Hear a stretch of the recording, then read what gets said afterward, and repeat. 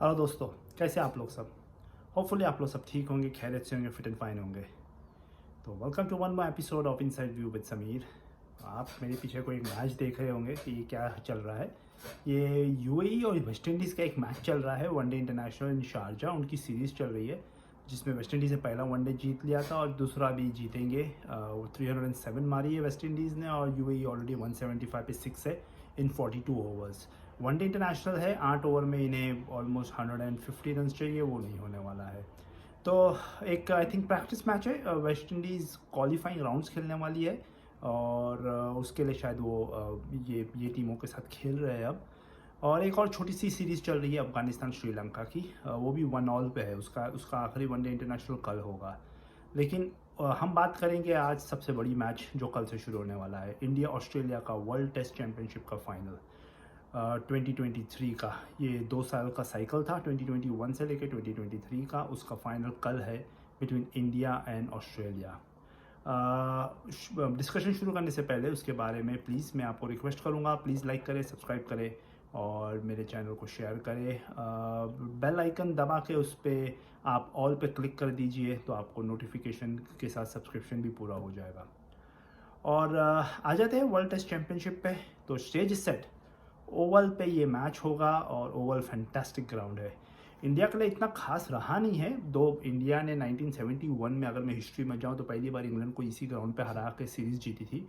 मुझे जो test match याद है वो 2002 का, जिसमें राहुल द्रविड़ खेल रहे थे, जिसमें उन्होंने 200 रन मारे थे। एक हाई स्कोरिंग ड्रॉ मैच था, लेकिन बहुत ही अच्छी पिच थी बैटिंग के लिए। सनशाइन हो रहा था उस पर, मुझे आज भी याद है, पाँचों दिन। और बैटिंग के लिए तो बेहतरीन विकेट थी। अब ये जो विकेट है, मैं जो देखा, मैंने अपने पहले की वीडियो में भी कहा था लास्ट एपिसोड में, कि ये ग्रीन विकेट है जिस पे बाउंस होगा। और अगर बाउंस के साथ आप अगर ग्रास छोड़ दो, उसको एक लेयर ऑफ ग्रास रहने दो, तो ये बैट्समैन के लिए, स्पेशली ओपनिंग बैट्समैन के लिए अगेंस्ट द न्यू बॉल बहुत डिफिकल्ट हो जाएगा। शुभमन गिल, रोहित शर्मा यहाँ, और वहाँ डेविड वार्नर और उस्मान ख्वाजा, जो भी कप्तान टॉस जीतेगा मेरी माने तो वो फील्डिंग ही लेगा, क्योंकि फोरकास्ट 2 दिन का वो क्लाउडी है। तो उस क्लाउडी वेदर में ग्रास जो पिच पे है, ओवल पे ट्रेडिशनली बाउंस ज़्यादा मिलता है बॉलर्स को, वहाँ तो बैट्समैन के, ओपनिंग बैट्समैन के लिए तो बहुत ही स्ट्रगल है। और लेकिन अच्छे बैट्समैन की यही निशानी है कि वो ऐसे सिचुएशन में भी खेल के रन्स बनाता है। तो शुभमन गिल के लिए बड़ी अपॉर्चुनिटी है, अगर उन्हें एक लेवल और जाना है ऊपर इंटरनेशनल पे, अपने आप को प्रूव करना है, तो ये बेहतरीन अपॉर्चुनिटी है उनके लिए। मुझे कोई डाउट नहीं है, जो भी कप्तान टॉस जीतेगा पहले फील्डिंग लेगा, क्योंकि आई थिंक बोथ टीम्स के पास 4 सीमर होंगे। इंडिया के पास शमी, सिराज, उमेश यादव और शार्दुल खेलेंगे, वो मेरे हिसाब से। और ऑस्ट्रेलिया में तो क्लियर कर दिया है कि वो स्कॉट बॉलन को ले रहे हैं जॉश हेजलवुड की जगह पे। दूसरे bowlers PAT Cummins, Mitchell Starc और नेथन लायन रहेंगे, और उनके बॉलिंग ऑलराउंडर कैमरन ग्रीन रहेंगे।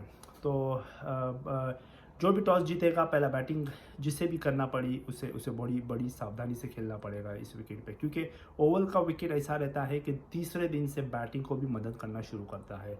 सन निकलता है जब, तो वो एक बैटिंग पैराडाइज हो जाता है। बाउंस के साथ बैट्समैन के शॉट्स को बैट्समैन अपने शॉट्स के फुल वैल्यू मिलती है बैट्समैन को।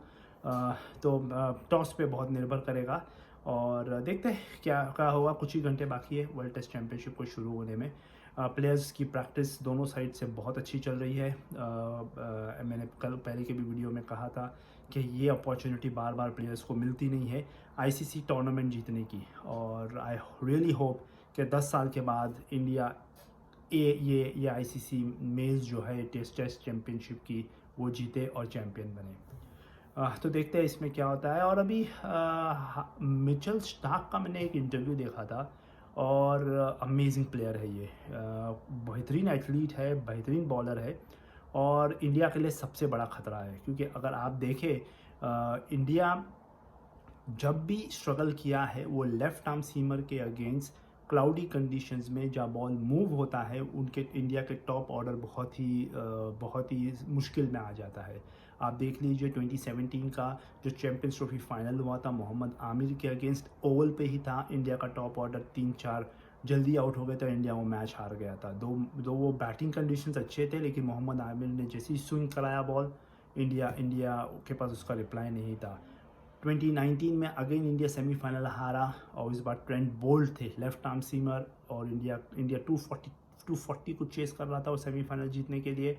इंडिया का टॉप ऑर्डर फेल हो गया, India out of the world cup हो गया। 2021 में फिर से आ जाए, साउथैम्पटन में मैच था इंग्लैंड में और अगेन ट्रेंट बोल्ट, सऊदी और काइल जेमिसन ने जब बॉल मूव कराया ये कंडीशंस में तो इंडिया फेल हो गया। तो जब भी बॉल मूव होता है स्पेशली इंग्लैंड में तो इंडिया का टॉप ऑर्डर बहुत ससेप्टेबल हो जाता है और वहीं इंडिया मैच हारता है।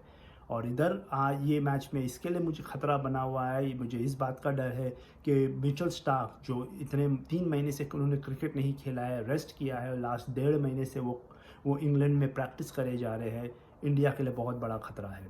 उनका जो इंटरव्यू मैं पढ़ रहा था जिसकी मैंने बात किया, उन्होंने कहा कि उनका ड्रीम है ऑस्ट्रेलिया के लिए 100 टेस्ट मैच खेलने का और उसके लिए वो चाहेंगे जो भी करना होगा वो करेंगे। अगर उन्हें क्रिकेट लीग्स, T20 लीग्स भी मिस करना हो तो वो करेंगे, भले पैसा उसमें इन्वॉल्व है, he doesn't care for it. इसे कहते हैं कंट्री को पहले रखना और लीग्स को बाद में रखना।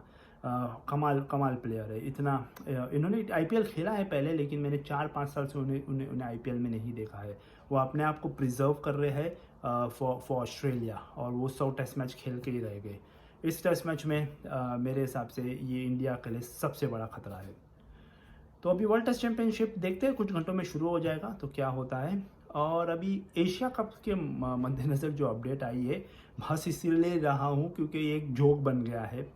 जोक इसके लिए बन गया है कि अभी जो हाइब्रिड मॉडल पाकिस्तान ने पेश किया था कि 4 मैचेस वो पाकिस्तान में कराएंगे, बाकी के मैचेस एक न्यूट्रल वेन्यू पे होंगे जहाँ इंडिया खेलेगा।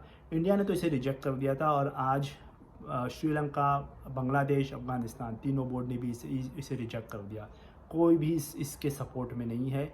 और अभी ACC की मीटिंग होने वाली है 1-2 दिन में और उसमें यही फैसला ले लिया जाएगा कि एशिया कप को पूरी तरह से एक न्यूट्रल वेन्यू पे किया जाए, श्रीलंका में या तो दुबई में। अगर पाकिस्तान उसे होस्ट करना चाहता है तो दे कैन, और अगर पाकिस्तान इसे बॉयकॉट करना चाहता है तो वो विड्रॉ कर ले। एशिया कप होगा विदाउट पाकिस्तान भी। तो अब पाकिस्तान फंस गया क्योंकि उनके जो चेयरमैन थे नजम सेठी, उन्होंने तो बहुत बड़े क्लेम्स किए थे कि अगर एशिया कप पाकिस्तान से ली जाया गया तो हम इसे बॉयकॉट कर देंगे, हम वर्ल्ड कप खेलने नहीं जाएंगे इंडिया में।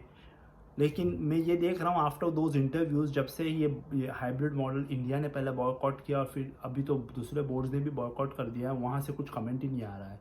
वो चुप हो गए हैं। उन्हें लगता कुछ शौक लगा है कि वो कुछ और करने गए, अब बड़ी बातें करके थोड़ा प्रेशर बनाने की टैक्टिक करने गए, लेकिन अब प्रेशर उन पे है क्योंकि अगर वो बॉयकॉट करते हैं तो $4 मिलियन का लॉस तो उन्हें एशिया कप बॉयकॉट के बाद ही हो जाएगा। वर्ल्ड कप का तो रहने दीजिए, वो तो ICC सैंक्शंस लगाएगा, वो और बात है। और अगर उन्होंने बॉयकॉट नहीं किया और पाकिस्तान दूसरी कंट्री में इसे पूरी तरह से होस्ट कर गया तो वहाँ की जो पब्लिक को इन्होंने बड़ी बातें की है उसका क्या होगा, उनकी चेयरमैनशिप बचेंगी नहीं। तो वो बहुत बुरी तरह से फंस गए हैं अब इसमें। इसीलिए कहते हैं ना, अगर आप कुछ स्टेटमेंट दो मीडिया में तो सोच समझ के दो। उन्होंने इतने बड़े दावे कर दिए वो 2 इंटरव्यू में, जो और ख़ास इंडियन रिपोर्टर्स को दिए थे वो इंटरव्यू। अब वो फंस गए दोनों एंड से। एक तरफ वो कहते हैं ना, एक कहावत, एक तरफ खाई है तो एक तरफ कुआं है। वो मुझे बहुत हंसी आ रही है बहुत, क्योंकि और सडनली अभी वहाँ से कोई स्टेटमेंट ही नहीं आ रहा है कि अभी क्या करना है। ये देखना होगा, ये मज़ेदार रहेगा कि उनका क्या डिसीजन रहता है। मुझे लगता है कि वो एशिया कप शायद बॉयकॉट कर दे, लेकिन कहेंगे कि वो इंडिया में वर्ल्ड कप के लिए आ रहे हैं। लेकिन एशिया कप बॉयकॉट करना भी आसान नहीं होगा, it's a matter of $4 million. वो अगर उन्हें जाने देंगे तो श्रीलंका तैयार है इसे होस्ट करने के लिए, तो एशिया कप तो होगा विद और विदाउट पाकिस्तान। तो देखते हैं उसमें भी क्या होता है। ज़रा दिलचस्प रहेगा उसे फॉलोअप करने के लिए।